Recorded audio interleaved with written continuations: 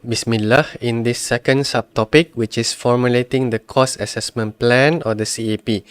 Inshallah, we want to explore why. Okay, we need to make this CAP. Now, the CAP serves as an evidence of effort made to maintain the core concepts or the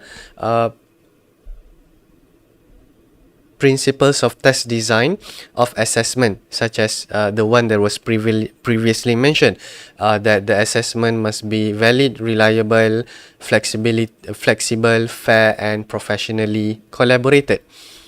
Now here we're going to explore in making CAP, there's a need to insert the CLO, the PLO, and then the student learning time or the SLT.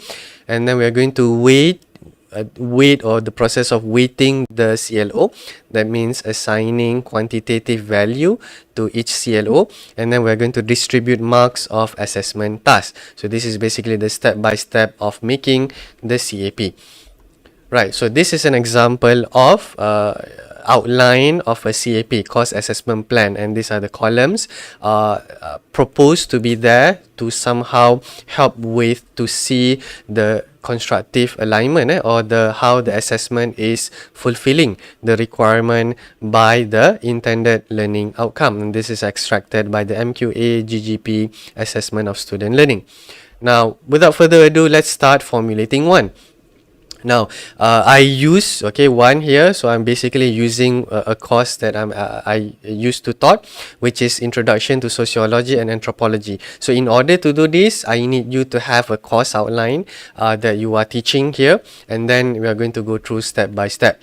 Now, you have the template here. So the first step is in the course outline, there is course learning outcome inside the course outline. So the first step is to put the CLO and then the PLO, right? The PLO, the program learning outcome, that is also assigned or associated with the course learning outcome. And this is made available in the course outline. So it's just a matter of transferring information. Now the next step is to determine the student learning time for each course learning outcome. Okay, so this information is actually not inside the course outline, so therefore we need to do some other side work here. Now, just for your information, for this particular course that I'm actually doing for the example, our PLO. So PLO is different according to different program. So you have a different program, then you might have a different PLO listing here. So in my case, because I teach a foundation program, so we have our foundation program learning outcome, and these are just the information. So PLO 1 is about describing knowledge, PLO 2 is about applying knowledge, PLO 4, I skip straight away. This is intended because PLO 1, 2, 4 and 5 is the one associated with the course that I am using as an example for. So PLO 4 is about communication English, and PLO 5 is using ICT skill. Now this is just for your information, because at least you understand what's the numbering means. Okay, so especially this one, so I put here 1, 2 and then 2, 2, 4, 5. Okay, so at least you know what it means here. Now, in your case, you also have to refer to your course outline as well. Now, coming back, after this, we want to calculate the SLT, okay, or the student learning time for the, according to the learning outcome. And this is not in the course outline. Now, here, the process is called weightage, okay, or weighting. Okay, it refers to a quantitative way of assigning the significance or weight of a learning outcome in a list of learning outcomes for a course or module. So in brief, weightage is the process of assigning numbers to indicate its importance. So the more marks associated with the learning outcome, the more important the learning outcome is, right? So this is taken from the GGP here. Now the weightage indicates how essential the learning outcome is and how the impact of the way the final grade of a course or module is determined in the view of the course learning outcome. So in your CLO, or the course learning outcome, sometimes there are courses whereby the CLO are of equal importance. Sometimes CLO1 and CLO2, you have, let's say, 3 CLO in your course. Sometimes CLO1 and 2 is more important than CLO3, right? So how do you show this? Okay, it's by weightage. Okay, it's or by the process of weighting. Right, so meaning to say that there are more marks, okay, given to measure, okay, learning outcome 1 and 2 as compared to learning outcome number 3. So this is what it means there. So it's a very important process to do. Generally, the weightage is determined by, so how to do the weightage? Determined by taking into consideration the number of teaching hours spent covering each course learning outcome divided by the total teaching hours before finding its percentage. This part here, we're going to do it later. So let's take one step at a time. So here, mind you, this one is one aspect. Okay, this is, but it's a typical aspect because why? We would assume that if that learning outcome is very important, generally the teaching, okay, or the instruction, okay, you would spend more time also teaching that particular learning outcome, right? So teaching things that will help you to achieve that learning outcome. If CLO1 is the most important, then CLO2 and 3, generally you would spend more time in teaching to achieve CLO1 more than CLO2 or CLO3. Okay, so but then again, this is one aspect, okay, of my experience auditing as well as being exposed to many different kinds of courses. There are special cases whereby the teaching time is little but the learning outcome is important, right? So that one, it depends on, I know, other factors consideration, but typically this is what we are going to play with. The more time you spend teaching about it, that means that that learning outcome should be weighted more as compared to other learning outcome. So how to do this? Okay, so here our mission is to determine the SLT or the guided learning here. Okay, so by the way, SLT here, you can choose either you want to calculate the contact hours, okay, or the total SLT. So GL, as mentioned in the course outline, yeah? So in our course outline, we have guided learning and we have independent learning.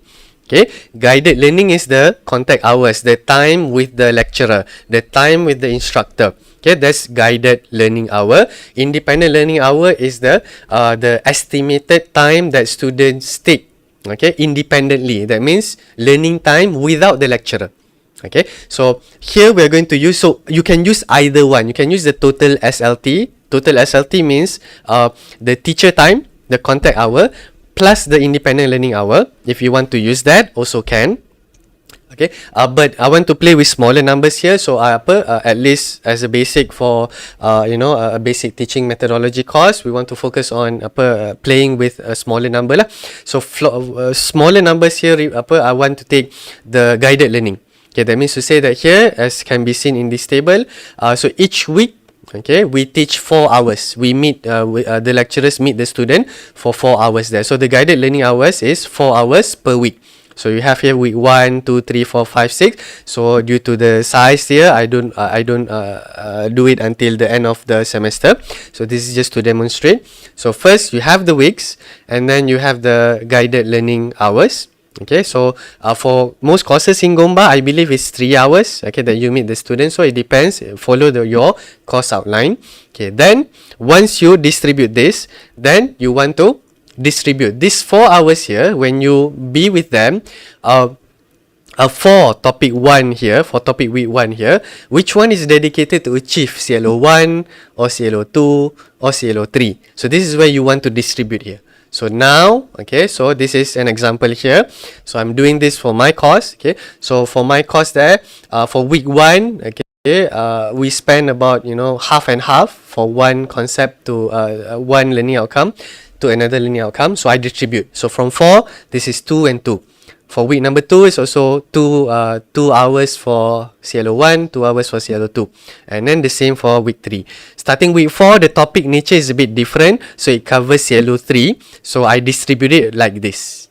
Okay, so you can also distribute it as well. So here, the main point is that you want to distribute the learning time according to the learning outcome. This is actually not in the course outline, so you need to do it separately. Okay, so this is to determine the SLT according to the CLO. Once you have done this, okay, at the bottom of this, you want to sum up. You want to calculate how many hours for CLO1 throughout the semester, how many hours for CLO2 throughout the semester, and how many hours for CLO3, okay, for the semester until week 14 for you. Okay, for foundation is week 12 for us, right? So yeah, you total up all the hours here. Once you total up, that here's where I put. Okay, so now I've known. Okay, so coming back to the table for CAP here, so I found out that we spend about 17 hours for CLO1, 15 hours for CLO2, and 16 hours for CLO3. So inshallah, afterwards we are going to explore how to calculate the weight. Okay, now that we have our CLO, we have our hours according to CLO. Inshallah, in the next video, we're going to explore how to calculate the percentage. Okay, so weight here is percentage. Inshallah, I'm going to show you right after this.